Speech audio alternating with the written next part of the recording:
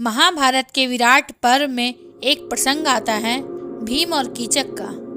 यह कथा केवल एक युद्ध की नहीं बल्कि अन्याय और धर्म के संघर्ष की है। कीचक विराट नगरी का सेनापति था। उसकी शक्ति अपार थी, उसका गर्व असीम था और उसका प्रभाव ऐसा कि पूरा विराट राज्य उसके सामने झुकता था। किंतु यही शक्ति जब अहंकार में बदल जाती है तो उसका अंत भी निश्चित हो जाता है। आज की इस कथा में हम जानेंगे कीचक कितना शक्तिशाली था, उसने क्या किया और अंततः कैसे उसका सामना भीम से हुआ।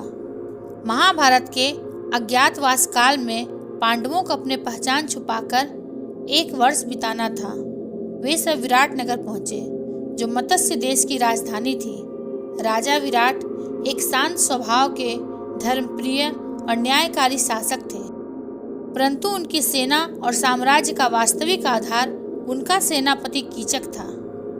कीचक कोई साधारण योद्धा नहीं था।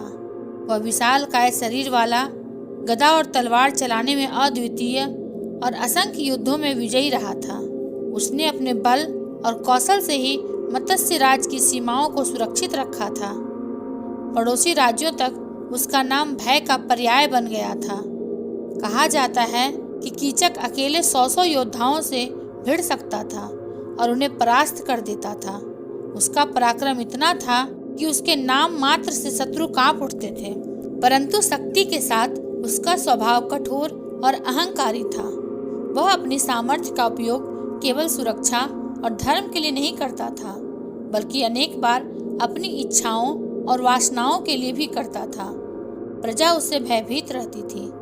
दरबार में उसकी उपस्थिति ही ऐसी होती थी कि सब चुप हो जाते। राजा विराट भी उसकी वीरता से इतने प्रभावित थे कि अक्सर उसकी बातों को टाल नहीं पाते थे। इसी विराट नगरी में पांडव अलग अलग रूपों में छिपकर रहने लगे। युधिष्ठिर ने खुद को कंकभट्ट नाम से राजा विराट के पास द्यूत और मंत्रणा का काम संभाला। भीम ने बलवंत रसोइये के रूप में महाराज के महल में कार्य किया। अर्जुन ने बृहन्नला बनकर राजकुमारी उत्तरा को नृत्य और संगीत सिखाया। नकुल ने घोड़ों का देखभाल करने का कार्य संभाला और सहदेव ने गाय बैलों की देखभाल की। द्रौपदी ने स्वयं को सैरंध्री अर्थात रानी सुदेशना की दासी के रूप में प्रस्तुत किया। वह राजमहल में महारानी की सेवा करने लगी। द्रौपदी की सुंदरता अलौकिक थी। यद्यपि उसने साधारण वस्त्र पहन रखे थे, फिर भी उसका तेज छिप नहीं पाता था। एक दिन कीचक ने राजमहल में द्रौपदी को देखा। उसका मन मोह से भर उठा। उसे लगा जैसे कोई दिव्य देवी धरती पर उतर आई हो। वह उस पर मोहित हो गया और किसी भी तरह उसे पाने की इच्छा करने लगा। द्रौपदी ने उसका विरोध किया। उसने कहा, हे सेनापति, मैं एक पतिव्रता नारी हूँ। मैं दासी के रूप में यहाँ आई हूँ, परंतु मेरे पतियों के अतिरिक्त कोई और मुझे छू नहीं सकता। परंतु कीचक का मोह वासना में बदल चुका था। उसकी शक्ति का घमंड उसे अंधा कर चुका था। उसने द्रौपदी को बार बार परेशान करना शुरू किया। द्रौपदी ने इस अपमान की शिकायत महारानी सुदेशना से की, परंतु वह भी कीचक से भयभीत थी। उन्होंने कहा, सैरंध्री, मैं जानती हूँ कि तुम निर्दोष हो, किंतु कीचक से विरोध लेना किसी के लिए भी संभव नहीं।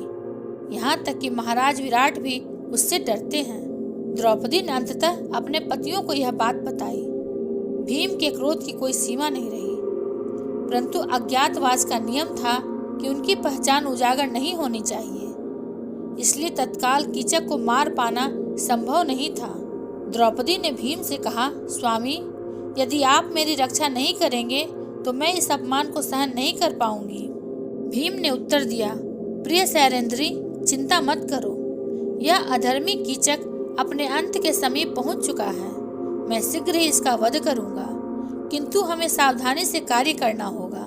योजना बनी कि द्रौपदी कीचक को एकांत कक्ष में बुलाएगी और वहां पहले से भीम उसका इंतजार करेंगे। द्रौपदी ने कीचक को संदेश भेजा, आज रात सभा भवन में आओ, जहां कोई नहीं होगा। वहां मैं तुम्हारे समक्ष उपस्थित रहूंगी। वासना से अंधा कीचक तुरंत तैयार हो गया। वह अकेले ही सभा भवन पहुंचा।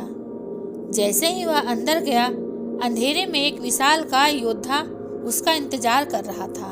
वह था भीम। भीम ने क्रोधित होकर कहा, अधर्मी कीचक, तूने एक सती नारी का अपमान किया है। अब तेरा अंत निश्चित है। दोनों में भयंकर युद्ध हुआ। कीचक अपनी शक्ति में असाधारण था।